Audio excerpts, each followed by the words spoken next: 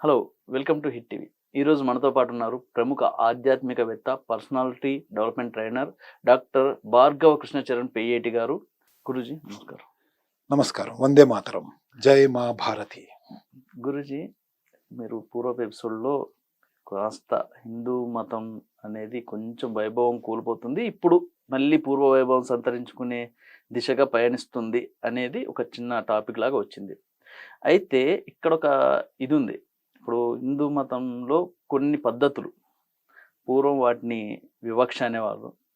ఈ ఈ రోజుల్లో దాన్ని ప్రోటోకాల్ అంటున్నారు. అంటే నా పాయింట్ ఆఫ్ వ్యూలో అది నాకు అనిపించింది. ఎందుకంటే చాలా గుళ్ళకి వెళ్తున్నప్పుడు అక్కడ రకరకాల పద్ధతులు చూస్తే శీఘ్ర దర్శనం అని, అతి శీఘ్ర దర్శనం అని, విఐపి దర్శనం అని, సామాన్య భక్తులు ఏమో సాధారణ దర్శనానికి ఏమో ఎండలో గంటల గంటలు నిల్చోబెట్టేస్తారు, ఆపేస్తారు.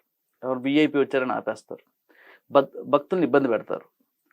దేవుడు కొందరికే దగ్గరగా కనిపించే అవకాశం కల్పిస్తారు. సామాన్య భక్తుని కిలోమీటర్ అవతల దూరం నిల్చోబెడతారు. ప్రముఖ క్షేత్రాలు, అన్ని క్షేత్రాలు నేను అనను. ఈ వివక్షని అఫీషియల్గా ఇప్పుడు ప్రోటోకాల్ అంటున్నారు, పూర్వం వివక్ష అన్నారు. ఆ వివక్ష నుంచే మన మతంలో నుంచి చాలామంది అన్య మతాలకు వెళ్ళడము లేదా మన మతాన్ని విమర్శించడము అనేది ప్రముఖంగా మనం చూసాం, జరిగింది. అంటే ఇందుకు కారణం ప్రధానంగా మన వ్యవస్థలో లోపమా?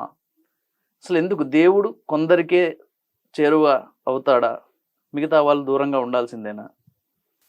మన పురాణ ఇతిహాసాలలో కానీ మనుస్మృతిలో కానీ ఎందులోనూ కూడా భగవంతుడు ఒకళ్ళకే అనేటువంటి వివక్ష అనేటువంటిది చూపించలేదు. ఎందుకనంటే భగవంతుడు ఎన్ని అవతారాలు ఎత్తాడో అందులో ఏదో చిన్నగా వచ్చినటువంటి వామనావతారం ఇలాంటివి తప్ప మిగిలిన అన్ని అవతారాలు ఏ కులంలో ఉన్నాయి? బ్రాహ్మణ కులంలో ఉన్నాయా? లేవు. యాదవుల్లో ఉన్నారు శ్రీకృష్ణ పరమాత్ముడు. అలాగే మత్స్యము అంటే బోయవాళ్ళు, కూర్మము పరశురాముడు, తల్లిని కూడా తండ్రి మాట కోసము చంపేయడానికి రెడీ అయిన క్షాత్రములో ఉన్నటువంటి పరశురాముడు. ఇలా ఎన్నో ఉన్నాయి. కానీ బ్రాహ్మణ వంశములోనే పుట్టినటువంటి దాఖలాలు భగవంతుడు నేను బ్రాహ్మణ్ణి, బ్రాహ్మణ కులంలోనే పుడతాను అని చెప్పి ఏమన్నా చెప్పాడా? చెప్పలేదు. అలాగే మీరు ఒక వ్యక్తికి దండం పెట్టండి, కాళ్ళకు నమస్కారం చేయండి. పోనీ కాళ్ళకు నమస్కారం చేయడం నేను చెప్పక్కర్లేదు. మామూలుగా మీరు పెద్ద ఆయన కనిపిస్తే ఆయనకి మీరు నమస్కారం చేయాలి అని అంటే చేతికి చేయి పట్టుకొని నమస్కారం చేస్తారా, తల ముట్టుకొని నమస్కారం చేస్తారా? ఎక్కడ నమస్కారం చేస్తారా? కాళ్ళకి.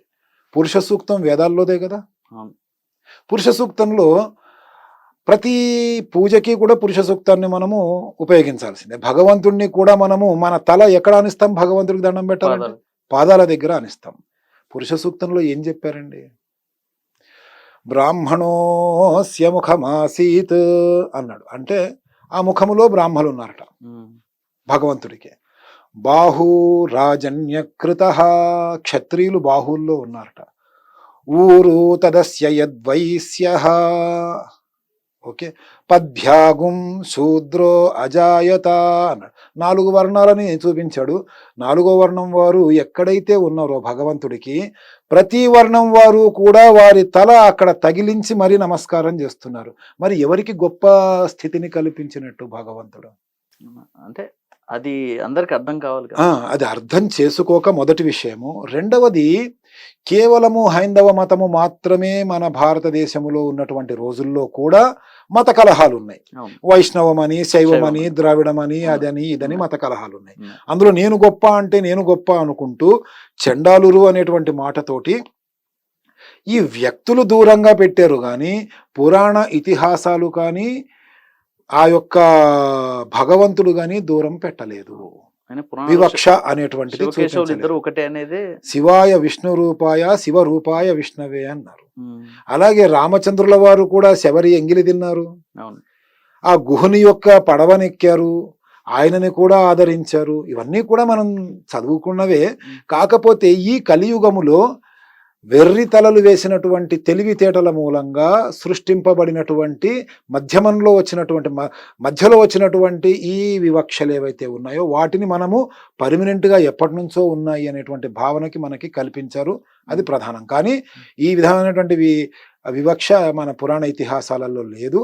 ఫర్ ఎగ్జాంపుల్ మీకు ఇప్పటికీ కూడా మన తెలంగాణలో మన హైదరాబాద్కి చాలా దగ్గరలో ఉన్నటువంటి ఒక గొప్ప వైష్ణవ క్షేత్రం ఏదైతే ఉందో ఆ వైష్ణవ క్షేత్రానికి సంబంధించినటువంటి ఒక చిన్న ఉదాహరణ చెప్తాను, మీరే ఒప్పుకుంటారు. తరతరాలుగా యుగ యుగాలుగా ఉన్నటువంటి విధానం అది. ఆ గుళ్ళో పనిచేస్తున్నటువంటి అర్చకులు ఒక 4వ అంటే ఇప్పుడు మనం పురాణ ఇతిహాసాల ప్రకారంగా చెప్పుకోవాలి అంటే శూద్ర వ్యక్తిని భుజాల మీద కూర్చోబెట్టుకొని గుడి చుట్టూ తిరిగి గుడిలోకి వాళ్ళని మోసుకుంటూ లోపలికి వెళ్ళి దర్శనం చేసుకుంటారు. చిలుకూరు బాలాజీ కదా, అది కేవలం చిలుకూరు బాలాజీ దేవాలయం అనే కాదండి, ప్రతి దేవాలయంలోనూ కూడా ఈ విధమైనటువంటివి ఉన్నటువంటివి. ఆఖరికి తిన్నడు ప్రతిష్ఠించినటువంటి ఆటవికుడైనటువంటి తిన్నడు ప్రతిష్ఠించినటువంటి శ్రీకాళహస్తి ఇప్పటికీ ఎంత అద్భుతంగా ఉందో మనకి తెలుసు. కాబట్టి ఇవన్నీ కూడా మధ్యలో వచ్చినటువంటివి.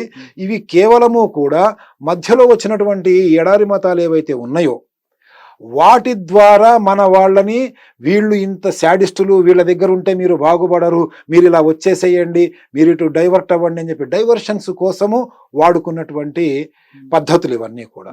అండ్ ప్రస్తుతం ఏదైతే మీరు దేవాలయాలలో శీఘ్ర దర్శనము, అతి శీఘ్ర దర్శనము, విఐపి దర్శనాలు అండ్ ఎట్సెట్రా ప్రోటోకాల్స్ ఏవైతే ఉన్నాయో అవి కేవలము హైందవ దేవాలయాలలోనే ఉన్నాయి. కానీ ఏ ఇస్లాంకి సంబంధించినటువంటి ప్రార్థనాలయాల్లోనో, గురుద్వారాలకి సంబంధించినటువంటి ప్రార్థనాలయాల్లోనో, అలాగే క్రైస్తవానికి సంబంధించినటువంటి ప్రార్థనాలయాల్లోనో ఎక్కడా లేవు. మన హైందవ మతానికి సంబంధించినటువంటి దేవాలయాల్లోనే ఉన్నాయి. ఎందుకో చెప్పమంటారా? ఫర్ ఎగ్జాంపుల్, దేవుడికి డబ్బు అక్కర్లేదండి. డబ్బే కావాలి అని అనుకుంటే జీసస్ క్రీస్తుకి కావాలి. జీసస్ క్రీస్తుకి ఏం చెప్తున్నారు? చర్చిల్లోకి వెడితే మీరు సంపాదించిన దాంట్లో 10% చర్చికి, మీరు నమ్మినటువంటి విధానమైనటువంటి చర్చికి ఇవ్వండి అంటున్నారు. ఆ ఇచ్చిన దాన్ని పాస్టర్లు ఏం చేస్తారు, ఫాదర్లు ఏం చేస్తారు, వీళ్ళు ఎందుకు ఇచ్చారు, ఇవంతా వాళ్ళు చూసుకుంటారు. ఈ దేవుడికి డబ్బులు అక్కర్లేదు, మిగతా ఏ దేవాలయాలకి డబ్బులు అక్కర్లేదు. దేవాలయాలు అభివృద్ధి చెందాలి అని అంటే ప్రభుత్వం అండ ఉండాలి అనేటువంటి ఒక మభ్య పెట్టినటువంటి మాటతో మనల్ని ఈ యొక్క రాజ్యాంగాలు అవి ఏర్పడినప్పుడు అప్పుడు మనల్ని మభ్యపెట్టి దానికంటూ ఒక అది 10 దేవాలయాలకు ఆదాయం ఉంది, 90 దేవాలయాలకు ఆదాయం లేదు. ఆ 10 దేవాలయాల ఆదాయాన్ని కూడా డిస్ట్రిబ్యూట్ చేసి 90 దేవాలయాలకి కూడా పంచి ప్రతి ఒక్క దేవాలయాన్ని అభివృద్ధి చెందించాలనేదే మా యొక్క మతము అని ఆ విధంగా చూపించి ఆ 90 దేవాలయాలని కూడా 99 దేవాలయాలుగా తయారు చేసి అభివృద్ధి లేని దేవాలయాల్లో వాటికి ఆలనా పాలనా కరువు అయ్యేటట్టు చేసి ఎక్కడికైతే ప్రజలు ఎక్కువగా వస్తున్నారో అక్కడ అతి శీఘ్ర దర్శనాలు బీదవాళ్ళకేమో సాధారణ లైన్లు, ప్రసాదాలకి కూడా ఇంతింత రేట్లు, పార్కింగ్ స్లాట్ల దగ్గర నుంచి దోపిడీ, కొండ మీదకి ఎక్కాలన్నా 500 రూపాయలు. ఇవన్నీ కూడా ఎందుకు అనంటే ప్రభుత్వాలు ఈ ఖజానాలని ఖాళీ చేయటం కోసం. ఇది 1980ల నుంచి మొదలైందండి. అప్పట్లో ఆంధ్రప్రదేశ్ 1980 దశకంలో ఆంధ్రప్రదేశ్ రాష్ట్రానికి ఆదాయము తగ్గిపోయి జీతాలు ఇవ్వలేని పరిస్థితులలోకి వచ్చినప్పుడు టీటీడీ నుంచి, తిరుమల తిరుపతి దేవస్థానం నుంచి అప్పు తీసుకోవడం జరిగింది ఆంధ్రప్రదేశ్ రాష్ట్రం. అప్పుడు అర్థమైంది, ఓహో రాష్ట్రానికే అప్పిచ్చేంతటి స్థితికి దేవాలయాలు వస్తున్నాయి, కాబట్టి ఈ యొక్క దేవాదాయ ధర్మాదాయ శాఖ అనేటువంటిది ఏర్పాటు చేసి ఇదంతా కూడా కేవలము ప్రజలని దోచుకు తినడానికి అన్నట్టుగానే చేయడానికి తోడుగా ప్రస్తుతం ఏవైతే సోకాల్డ్ సెక్యులరిస్టులు తయారయ్యారో వాళ్ళు చేస్తున్నటువంటి ఈ టికెట్ల రేట్లు పెంచటము ఎట్సెట్రా పనులు ఏవైతే ఉన్నాయో వీటి ద్వారా కూడా దీన్ని కూడా ఒక బూచిగా చూపించి మన మతస్థులని పరమతములోకి మార్చడానికి చేసేటువంటి ప్రయత్నాలు, ఇది కూడా ఒక పెద్ద స్కామ్ అన్నమాట. ఆ విధంగా తయారవుతుంది. ఇవన్నీ కూడా పోవాలి. మళ్ళా బీదవాడికి కూడా భగవంతుడు అందుబాటులో ఉండాలి, ఎటువంటి ఇబ్బందులు లేకుండా ఉండాలి అని అంటే కావాల్సింది ఏంటనంటే చర్చిలకి, మసీదులకి, గురుద్వారాలకి, వీటన్నింటికీ కూడా ప్రభుత్వం యొక్క ఆధీనములో లేకుండా ఏవైతే చట్టాలు ఉన్నాయో అదే చట్టము మన హిందూ దేవాలయాలకి కూడా వర్తింపజేసేటట్లుగా చేసి ఎండోమెంట్స్ అంటే దేవాదాయ ధర్మాదాయ శాఖని రద్దు చేసినప్పుడు మాత్రమే మన దేవాలయాలు, మన దేవుళ్ళు బీదవాళ్ల చేతికి, బీదవాళ్ళకి అందుబాటులోకి రావటం జరుగుతుంది. ఇది వివక్ష కాదు, ప్రోటోకాల్ కాదు, ఇది కేవలము మతాన్ని పాడు చేయడానికి, సంస్కృతిని పాడు చేయడానికి చేస్తున్నటువంటి ఒక పెద్ద కుట్రగా నేను భావిస్తూ ఉంటాను. అయితే సరే, వ్యవస్థను కొంచెం పక్కన పెడితే వ్యక్తులు కూడా హిందూ మతంలో, అంటే అందరు బ్రాహ్మణులనే అన్నాం, కొంతమంది బ్రాహ్మణులు జనాల్ని భయభ్రాంతులకు గురి చేస్తున్నారు దేవుణ్ణి. ఇది మీరు అంటే హోమాల వల్ల పూజల వల్ల మంచి జరుగుతుంది నేను కాదన్నా, కానీ భయపెడుతున్నారు. ఈ కమర్షియలైజ్ అయిపోయి ఈ హోమం చేస్తేనే నీకు ఇది అవుతుంది, దీనికి ఇంత ఖర్చు పెడితేనే ఇది అవుతుంది, ఆ పూజ చేయి ఈ పూజ చేయి అని చెప్పి జనాల్ని దోచుకునే దొంగ స్వామీజీలు, నేను పంతులు గారిని అనట్లేదు, స్వామీజీలు కూడా తయారైపోయారు. వీటి వల్ల కూడా జనాల్లో హిందూ మతం మీద కాస్త వ్యతిరేక భావన వచ్చే అవకాశం ఈ మధ్య కాలంలో దీనికి నేనేం చెప్తానంటే బోసు గారు, మారాల్సింది వాళ్ళు కాదండి, మనం. అంటే నేను కాంట్రవర్షన్ మాట్లాడుతున్నాను అని అనుకోకపోతే మాట్లాడతాను. క్వశ్చన్ కాంట్రవర్షియల్ కదా. హిందువులు మాత్రమే కాదండి, ప్రతి మతంలోనూ కూడా ఇలా భయభ్రాంతులకి గురయ్యేటువంటి పరిస్థితులు ఉన్నాయి. అదేదో పవిత్రమైన నూనె పోస్తే రోగాలు తగ్గిపోతాయి, అలా తగ్గించేటువంటి తండ్రి గారు ఏం చేస్తారంటే రోగాల బారిన పడి చనిపోతాడు, ఆయనకు ఆ నూనె పనిచేయదు. అలాగే ఆకుపచ్చ రంగు తాయెత్తులు కట్టుకుంటే దెయ్యాలు వదిలిపెడతాయి, కానీ ఆ తాయెత్తులు కట్టేటువంటి వ్యక్తికే రోగాలు వచ్చి చనిపోతాడు. అప్పుడు ఈ జనాలు ఎవరైతే ఉన్నారో వాళ్ళు ఆలోచించరు, నేను రాసుకుంటే నూనె నాకు రోగం తగ్గింది, కానీ నాకు ఇదే నూనెని ఇచ్చినటువంటి తండ్రి గారికి ఆ రోగం ఎందుకు తగ్గలేదు అంటే జాతస్య మరణం ధ్రువం. మన కంటికి కనిపిస్తున్న ప్రతి ఒక్క వస్తువు నాశనం అవ్వాల్సిందే. ఈ విషయాన్ని శ్రీకృష్ణ పరమాత్ముడు చెప్పాడు. నేను చెప్తానండి, ఒక స్కూల్లో 50 మంది పిల్లలు ఒక క్లాసులో ఉన్నారు, అందులో ఒకే తీరుగా అందరికీ పాఠం చెప్తాను, కానీ ఒక్కొక్కళ్ళకి ఒక్కో తీరుగా పాఠం చెప్పాం. ఆ 50 మందిలో ఎవరు ఏ విధంగా తీసుకుంటున్నారు అనేటువంటిదే ఉంటుంది. ఎప్పుడైతే మనము మూఢనమ్మకాలను నమ్మటం మొదలెడతామో మనల్ని భయపెట్టి డబ్బు సంపాదించడానికి కూడా జనాలు తయారవుతారు. మనం ఎన్ని యూట్యూబ్లు అవి ఇవి వచ్చాయి కాబట్టి ఎన్ని చూడట్లేదు. ఇలా అనగానే మొత్తం 10 మంది ఇటు పడిపోతారు, ఇలా అనగానే 10 మంది ఇటు పడిపోతారు, మళ్ళానేమో అటు అజ్మీర్ దర్గాలోకి వెళ్ళిపోయిన ఆ దెయ్యాన్ని వదిలించమని చెప్పి అంటూ ఉంటారు. అలాగే హిందువుల్లోనూ వీళ్ళు భయపడుతున్నంత కాలం భయపెట్టే వాళ్ళు ఉంటారండి. లాజికల్ గా మాట్లాడడం మొదలెడు పెడితే అప్పుడు మాత్రమే, లాజికల్ అంటే ఏంటంటే మాకు ఏదైనా సరే మాకొక రుజువు చూపించండి, మీరు మాట్లాడుతున్న దానికి మీరు చెప్తున్న దానికి ఒక ప్రమాణం చూపించండి. For example, I will tell you one thing, science never lies but a scientist can లై. శాస్త్రం ఏది అబద్ధం చెప్పదు, ఏ శాస్త్రం కూడా అబద్ధం చెప్పదు. శాస్త్రి గారు అబద్ధం చెప్పొచ్చు, 2 కారణాల మూలంగా చెప్పొచ్చు శాస్త్రి గారు చెప్పే అబద్ధం. ఒకటి, సబ్జెక్ట్ తెలియకపోవటం మూలంగా అబద్ధం చెప్పొచ్చు, రెండవది ఆశ పడ్డం మూలంగా అబద్ధం చెప్పవచ్చు. వినేవాళ్ళు నిర్ణయించుకోవాలి, ఇతను చెప్పేది లాజికలా ఇల్లాజికలా, మనం దీన్ని ఫాలో చేయొచ్చా చేయకూడదా. 10 రూపాయల వంకాయలు కొనేటప్పుడు నేను ఎండనక వాననక చలనక బయటన కాళ్ళు కాలుతున్నా నుంచొని ఒక్క పుచ్చంకాయ కూడా రాకుండా ఏరుకుంటాం కదా. అలాంటిది మనకి మన మతానికి సంబంధించిన విషయాలు ఇంకోళ్ళు మాట్లాడుతూ ఉంటే, భయభ్రాంతులకి గురి చేసే పరిస్థితికి తీసుకొస్తూ ఉంటే ఓపెన్గా అడగలేరా? ఏమండి, వాళ్ళ దేవుడు అయితే వాళ్ళు ఎన్ని పాపాలు చేసినా వాళ్ళని కాపాడతాడు. మన దేవుడైతే ఎందుకు శిక్షిస్తున్నాడు? శిక్షించేవాడిని దేవుడని ఎందుకు అనాలి? రక్షించేవాడినే దేవుడు అనాలి కదా. మీరు ఎందుకు మన దేవుళ్ళు కానీ మన దేవతలు కానీ చేసినటువంటి మంచి పనులు చెప్పకుండా మమ్మల్ని భయపెట్టేటువంటి మాటలు మాట్లాడుతున్నారు? మన వాళ్ళు చేసినవి మంచి పనులు లేవా అనేటువంటి విషయాన్ని మనం క్వశ్చన్ చేయాలి. క్వశ్చన్ చేసినప్పుడు చెప్పేటువంటి వాడు కూడా ఆగుతాడు. అంతెందుకు, మన ప్రవచనకారులు ఉన్నారు, పెద్ద పెద్ద వాళ్ళు, గొప్ప గొప్ప వాళ్ళు ఉన్నారు. అప్పట్లో వాగ్గేయకారులాగా ఇప్పుడు ప్రవచనకారులు ఉన్నారు. అందులో వాళ్ళ మూలంగా ఇంకా హిందూ ధర్మం ఎంతో గట్టిగా నిలబడిందని చెప్పి చెప్పుకోవచ్చు. అందులో అష్టావధానాలు శతావధానాలు చేసినటువంటి వాళ్ళు ఉన్నారు. వాళ్ళందరూ కూడా ఎప్పుడైనా సరే ఏ దేవుడి గురించైనా నెగిటివ్గా చెప్పడం విన్నారో మీరు? ఎందుకు? నెగిటివిటీ మన దేవుళ్ళలో లేదా?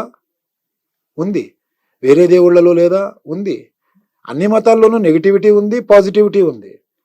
నెగిటివిటీని ఎందుకు పెడతారు? నేను చెప్తా. వెలుతురికి విలువ ఎప్పుడు ఉంటుంది చెప్పండి? చీకటి ఉన్నప్పుడే వెలుతురికి విలువ ఉంటుంది, కాబట్టి ఆ చీకటిని చూపిస్తారు. First point. రెండవది, ఫియర్ ఆఫ్ లాస్ అనేది మనిషిని కంట్రోల్లో ఉంచుతుంది. కోల్పోతానేమో అనేటువంటి భయం.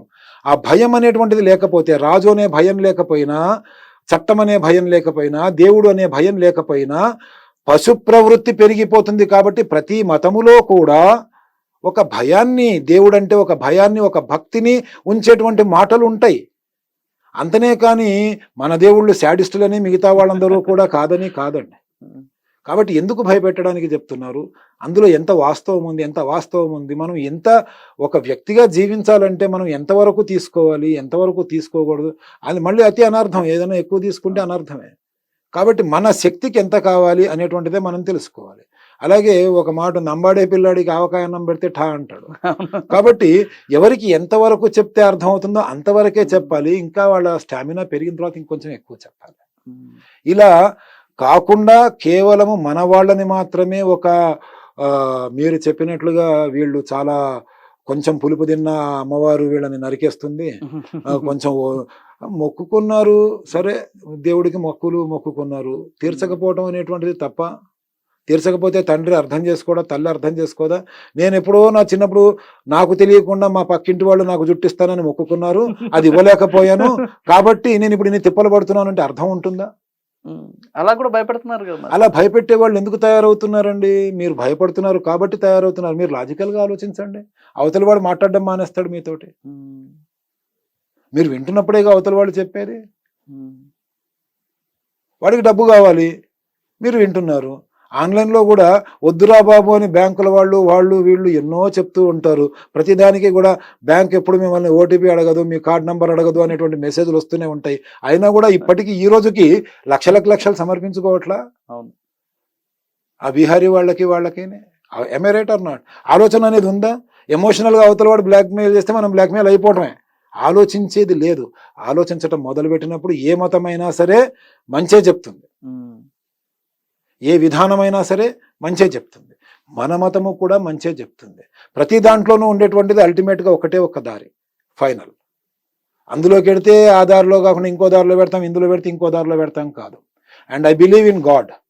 ఆ గాడ్ యేసుక్రీస్తు కావచ్చు, అల్లా కావచ్చు, గురునానక్ కావచ్చు, రాముడు కృష్ణుడు మన వాళ్ళు కావచ్చు. I believe in God. ఆ భగవంతుడు భార్గవ అనే నన్ను హిందూ మతంలో పుట్టించాడు. అంటే రాముడు ఒక్కడో, కృష్ణుడు ఒక్కడో, బ్రహ్మ ఒక్కడో తలుచుకొని పుట్టించలా. వీళ్ళందరూ పైన రౌండ్ టేబుల్ కాన్ఫరెన్స్ పెట్టుకున్నారు. అల్లా, జీసస్, ఎవ్రీవన్ పెట్టుకొని ఆ వీడిని ఇందులో పడేద్దాం, ఏపీలో పడేద్దాం, హైదరాబాద్లో పడేద్దాం, ఫలానా వాసుదేవరావు మహాలక్ష్మి వాళ్ళ ఇంట్లో పడేద్దాం. వీడు రేపొద్దున ఈ విధంగా మాట్లాడడానికి పనికొస్తాడని వాళ్ళందరూ నిర్ణయించుకునే పడేశారు. వాళ్ళ నిర్ణయానికి వ్యతిరేకంగా వెళ్ళేంతటి శక్తి నాకు లేదు. వాళ్ళందరూ ఫ్రెండ్సే పైన. ఇక్కడ కిందికి వచ్చి మీరు నేను కొట్టుకు వస్తూ ఉంటాం. కాబట్టి నేను చివరాఖరికి చెప్పొచ్చేది ఏంటంటే, ఆయన మనకి ఏ జన్మని ఇచ్చాడో ఆ జన్మలో కంటిన్యూ అవ్వాలి. అప్పుడు మాత్రమే మనము డెవలప్ అవ్వగలుగుతాం. చాలా చక్కగా అన్ని అంధకారం తొలగించారు. గురువు అన్నమాట అది. Thank you. ధన్యవాదాలు. వందే మాతరం. జై హింద్.